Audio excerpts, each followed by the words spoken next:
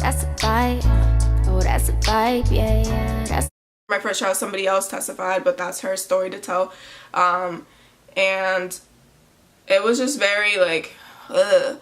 And then like the cross-examination, his lawyer just kept trying to trip me up, trying to like make it seem like I didn't remember, things like that. So it was just so annoying, and I was just getting very frustrated, like, shut up, like, he pissed me off. So with him asking me questions, he did trip me up a couple times, and I got mad. Like, the way he made it seem was as if my dad wasn't in the picture. He made it seem like I was always with him and things like that. Yeah, it was just very annoying. So that was my first trial. The verdict ended up being a mistrial, and what that means is that the jury couldn't come up with a verdict. They weren't agreeing, like all 12 of them have to agree, and I guess some weren't agreeing with others, so they couldn't make a decision on all 5 charges. Yep, I had 5 charges. To be honest, I didn't know I was raped until my lawyer sat me down and told me the first time I met with her, she was like, this is not easy for you to hear, because I thought I just got molested. So she told me, she's like, listen, by the things that you told me, you were not molested, you were actually raped. And that shit hit me like, no, I wasn't raped. Like, no, I was just molested. She's like, I know it's hard for you to hear, but you were raped. You have 5 charges against him. And when she told me that I was raped, I was like, what? Now this feels even like worse. I feel worse now. Like, this whole time I thought I just got molested. Not that molestation is any better, but you know, it's a little less, so it's definitely hard to, you know, hear that. Sorry. So I'm an overthinker, so this whole time I'm just overthinking every little thing, and when my trial ended up being mistrial, I overthought everything. Like, it literally took a toll on me. I kept thinking, like, why wasn't my truth enough? Like, what could I have said better? Maybe I should have answered this a little better. Maybe I should have said that. Maybe I should have left this out. What could I have said for the jury to believe me? Like, why didn't they believe me? Like, should I cried? I should have cried. I should have cried. I knew it. I should have cried. Like, maybe if I burst out in anger, and maybe if I it was really draining for me, and it affected my everyday of life, honestly. Like, I got even more depressed after the first trial, and at this point I'm battling with my own demons, literally screaming at myself. I remember one day I was home alone in my room, and I just started bursting out crying, like just crying and crying and crying. And then that little voice came in my head telling me, oh, why don't you just kill yourself? No one cares about you anyways. You bring so much problems. Like, why not just kill yourself? They wouldn't notice anyways. Like, they'd barely notice you now. Every time you speak, they complain about you being a bitch. Why not? Do it, do it, do it. And I just kept arguing, like, no, no. And at this point, it was getting so overwhelming that I was starting to believe this voice, and I was like, yeah, that's true. They do think I'm a bitch. They do think that I always have something negative to say. They always think that I'm Miss Know-It-All. Like, yeah, that's true. Maybe they won't notice. I mean, they'll be better off. And the fact that I was agreeing with this voice made me cry even more, because it's like, damn, like, I'm agreeing with this voice, and the fact that I'm agreeing with this voice is scary, because that means I can go really far with this voice, and it could convince me to do anything, and it just got really, really, really, really scary. And being home alone and not knowing what to do, like, what the fuck, what do I do? What do I do? Like, I just kept going back and forth, like, what do I do? Do I do it? Do I do it? I don't know, I don't know, I don't know. And it was just so overwhelming. It was so overwhelming. I didn't know what to do with myself. I literally was so overwhelmed with life. I just wanted to end it. Like, why am I here? Why?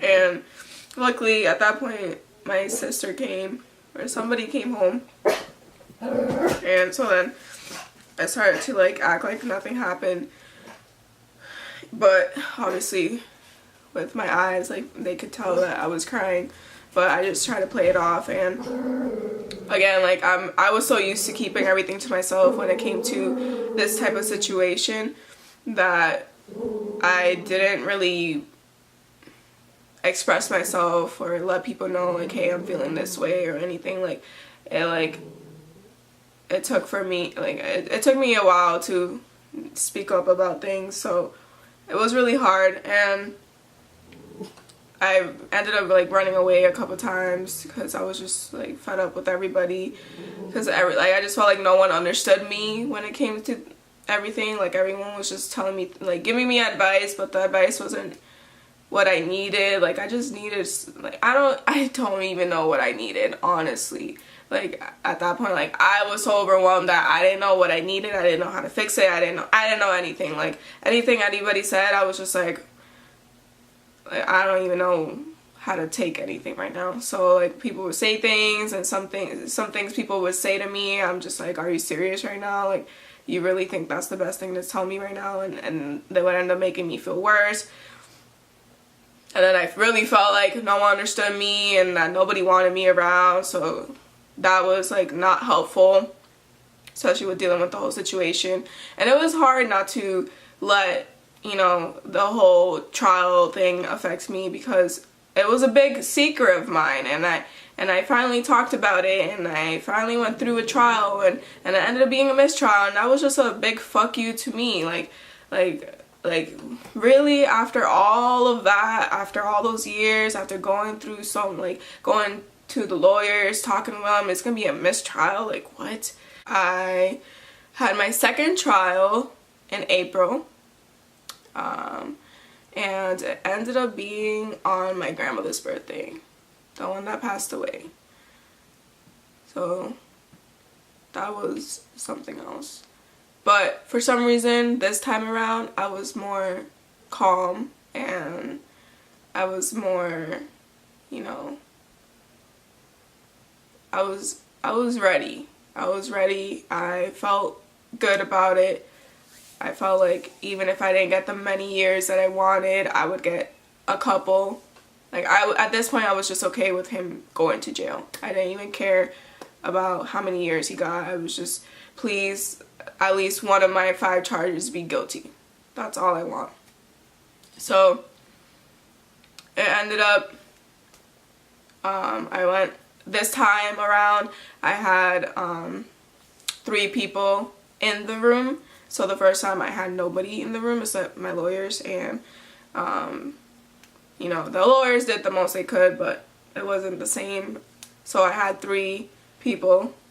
I had my boyfriend at the time, one of my close guy friends who helped me through college with the situation and helped me, you know, get the courage to speak up about it. And then I had my best friend since freshman year of college there as well, and that honestly helped me so much, because these people were people that were very, you know, close to me and knew me and understood me and helped me through the journey in different types of way, you know, different parts of my life.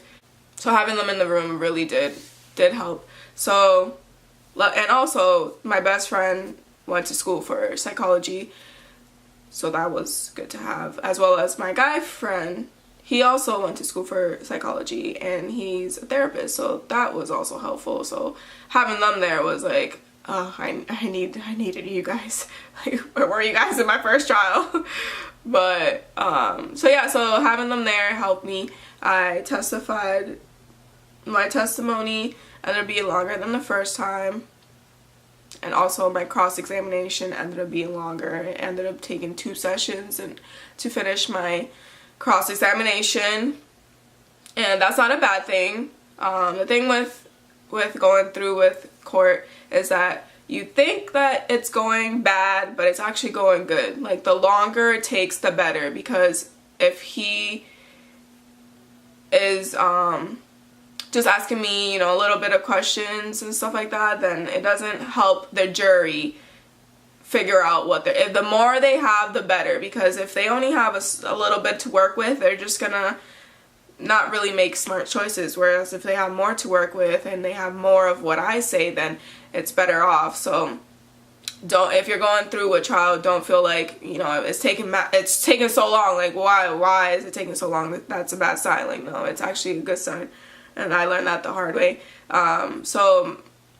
After my cross-examination, I felt great, because when the first session ended, we got to go downstairs into the break room, and my guy friend goes, Ariela's, you know, you can answer back with the question. And I'm like, wait, what? Like, I can answer back with the question? He's like, yeah, like, you don't have to be nice to him. Like, you can answer the question however you want. As long as you don't swear, like, you can do that. And I was just like, what? Are you serious? Like, this whole time I'm thinking, like, I have to be, like, a certain way because, you know, I'm in court, blah, blah, blah, whatever. So I'm thinking, like, I can't answer, like, rude and whatever. And when he told me that, I was like, wow, like, this whole time I've been, like, going with his flow, because I thought that's what I had to do. So for a second session, I went in. I was not holding back. I took out my attitude Spanish side. Like, oh my god, just thinking about it. Like, I came and switched back one of his questions. Like, he was trying so hard to make me say, like, agree with him for a certain thing, but I think it was he was trying to nitpick the whole, like, I said that my grandfather, we call him the it, so the it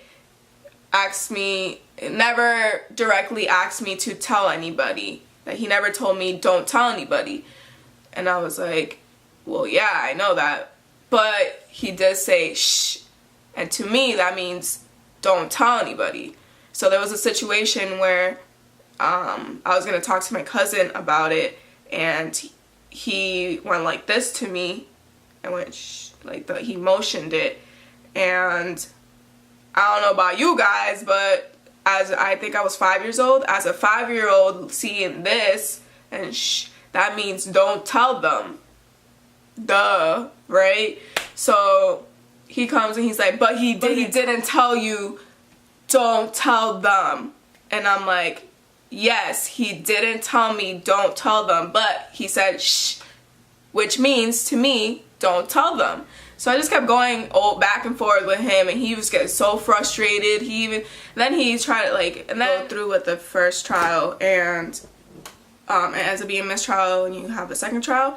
They'll use your first trial against you. So he comes and he pulls out my, you know, what I testified in my last trial, and he goes, here you said that he told you not to tell anybody, and today you're saying he says shh. And I'm like, yes, I stated he said don't tell anybody because he says shh, which means don't tell anybody. Like, nigga, get the fuck out my face with that bullshit. Like shut up. Like, you're over here trying to, like, making me seem like I'm fucking, like, he was so fucking annoying. And then he kept just trying to, every time I couldn't, like, answer a question, like, I was having a hard time, like, thinking about it. Like, guys, I was 3 to 7 years old. I'm 23 now. When I testified, I was 22, but still, that's a long time. Like, I'm sorry, I don't remember every little detail. Like, I remember the general part of it, but I don't remember what I was wearing and things like that. Like, he was nitpicking those little details, and he kept trying to say, like, oh, so your memory is exhausted. Like, no, my memory is not exhausted. Can you tell me what you were wearing when you were 5 years old on a Wednesday night, July 2nd? I didn't think so. So, like, things like that, it's very frustrating, because it's like, okay, I understand, like, this is something serious, so they obviously have to ask you questions to make sure that the story matches up, and, you know, what you testified before matches what you testified now, things like that. But to the point where you're nitpicking the smallest detail is pathetic to me. Like, you're pathetic for even defending this nasty motherfucker. Like, the fact that, oh my god, like, how are you okay with being a lawyer to somebody who's a fucking pig, who's a rapist, like, to a little kid? How are you that lawyer? Like, ugh.